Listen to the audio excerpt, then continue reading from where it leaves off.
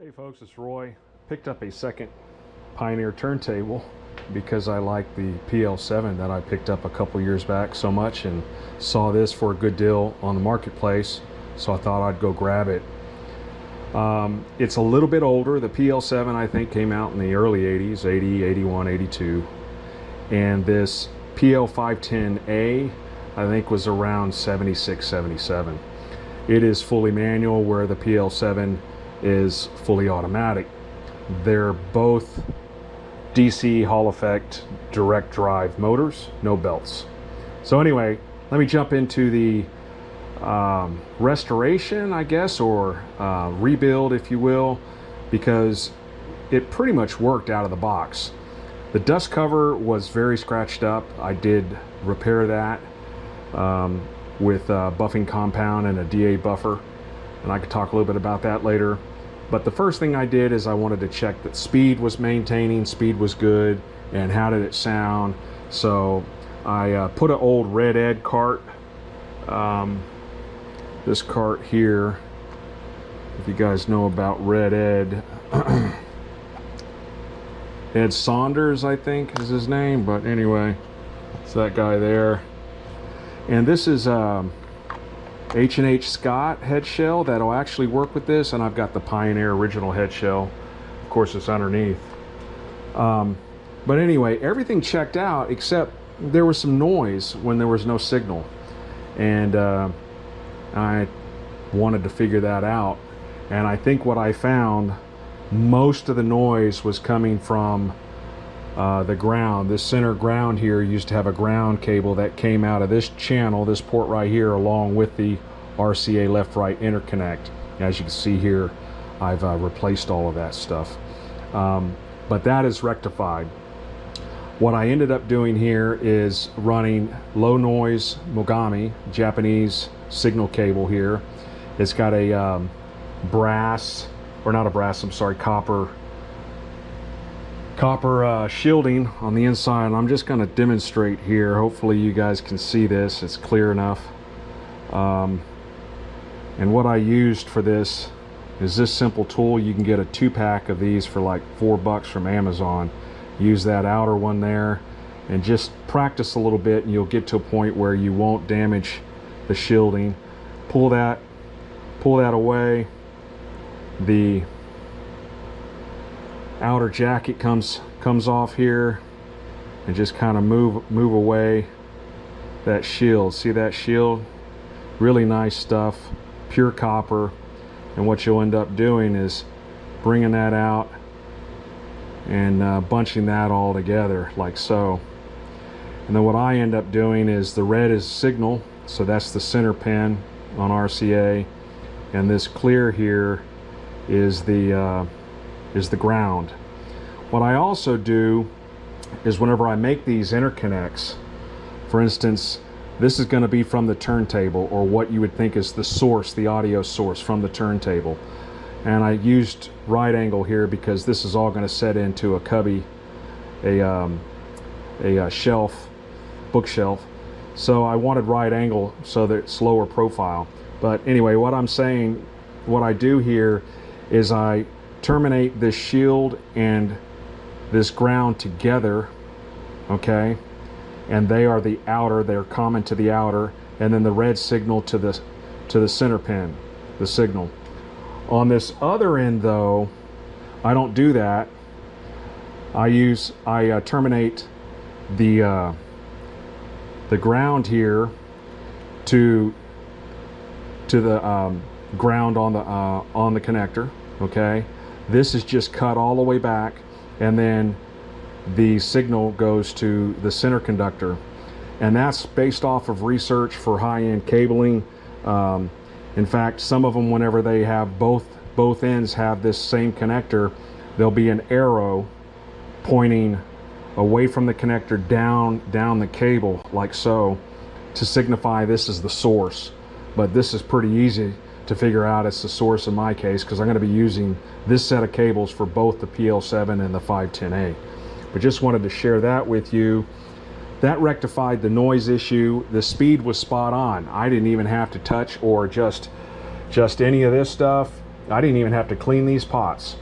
That being said, I've ordered a high quality Nichicon capacitor kit and transistor kit, but you know the old adage, if it ain't broke, don't fix it. I mean, it's spot on. All right, here's the original base. Basic construction. This is one of the reasons why they were affordable, and these 510As sold quite well.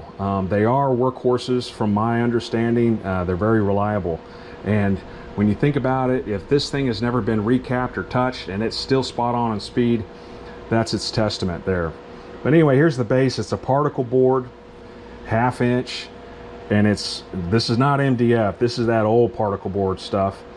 This is like a pegboard material on the underside, you know, your pegboard that you hang in your garage for hanging tools. But on this other underside, it's got a metallic finish, and right here there's some hardware. And what used to go here was a spade, where a ground wire from right here, if you guys can see that, get a little closer here, right here, this blue cable would plug into here. And I guess this is for EMI and grounding any radio frequency EMI noise, you know. So keep that in mind. And you can see here, this spade is actually soldered to that. This is a female spade here, and I'll show what that's for here in a bit. But anyway, this chassis ground was common with this metallic. It's not like a foil. It must be conductive. You know what? I should get my multimeter on here with continuity and see what happens from each corner. It should have continuity. But real basic build. There was some imperfections here. Again, this is not real wood. This is a vinyl faux veneer walnut. The badge is still intact. Nice badge. Feet are still decent anyway. But see, this corner is a little mucked up, and see, you can't repair that, honestly, unless you peel that off and re-veneer it with real veneer, which I think I've seen that done before. You got the original badges there on the back, but the corners are a little nicked up. I don't know if you can see that or not. They're a little nicked up, but that's the original base. And you know, when I saw that, I knew that I had some of this flooring. Yes, black walnut flooring. Look what they did. It's almost like a semi-opaque, semi-transparent gel finish on the top there. But this is black walnut flooring. I got it really cheap. Guy was selling a big pile of it, so I thought I'd buy it. Ran it through the lunchbox planer, joiner, and guess what I made with my father-in-law? Actually, it was a project over the summer. He and I knocked out a new base, and let me show you that. And here's the new base. Now, the old base, see over there, the old base, that's 2 inches here. The new base, 2 3/8. Anyway, we made it a little more, I don't know what you would say, masculine, who knows, but it's a little taller. Not only that, it's a little bit larger, larger perimeter, meaning this edge right here, stock is flush with the original edge, but the edge now comes in 1/8 inch. So you've got a little bit of a reveal 1/8 inch all the way around. I think it just gives more character, more shape and definition to it. But here it is. It's solid black walnut. It's made from that flooring. Basically, I copied it, okay? You can see all of this stuff. This is just scrap cypress that my father-in-law had, so we knocked that out. And this was an afterthought. I thought, you know what, I'm not going to bother with that conductive surface. It probably doesn't matter. And then my thinking got the best of me, and I found this pure copper 99%. It says pure copper mesh from Amazon, and this is only about 1/3 of the quantity that I bought from Amazon. Here it is, for 10 bucks, and it's the coarse mesh. I forgot, it doesn't say on this. It says 12 by 40 inches, but it's a pretty coarse mesh, 99.9% pure copper. It's definitely not ferrous. I put magnets to it. It is copper, but it's also woven, so it will start to come apart. I just cut it with regular shears, but you can see here, see how that's starting to come apart there?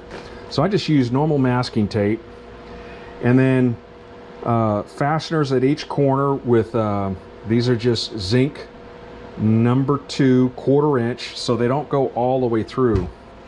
You see here, they don't go all the way through, and they clear the custom machine feet that I'll talk about here in a sec. And then I used E6000 clear, and you can see little globs of it here. It levels real nice, but then it tacks up and sets up, you know, within 30 minutes. Good stuff. And then I also went through every so often, got some flux and solder, and just, you know, bridged that weave together to keep it all together. And then this is just 16 gauge oxygen-free copper speaker wire, and I wove it. I stripped off a pretty long piece, wove it in, and then soldered it, and it looked kind of messy. So then I used black E6000 here, and there's another fastener with a brass washer there. So now my thinking is this is pretty similar to what we have over here. Coming on the other underside here, you can see that copper mesh through the vent holes that I made there. Likewise too, where the original RCA came out, I took that grommet, this rubber grommet, I removed it, kept it of course, but this will have a little opening here for a little more airflow than normal. These feet I custom machined. I've got a mini lathe and a mill in the shop here as well, but I just use T-nuts, okay, and I machine these out. Now these aren't ultra dampening, you know, with sorbethane pads. It's not going to be the best dampening, but what I really like about this is the leveling aspect is really nice. So now when this is sitting up in the cabinet, I'm not having to lift up and shim underneath it. I just, you know, put my level on the platter and say, hey, you know what, this back corner needs to come up. So all of these are down. Well, that just means this corner needs to be lifted up. So that's what I did with this.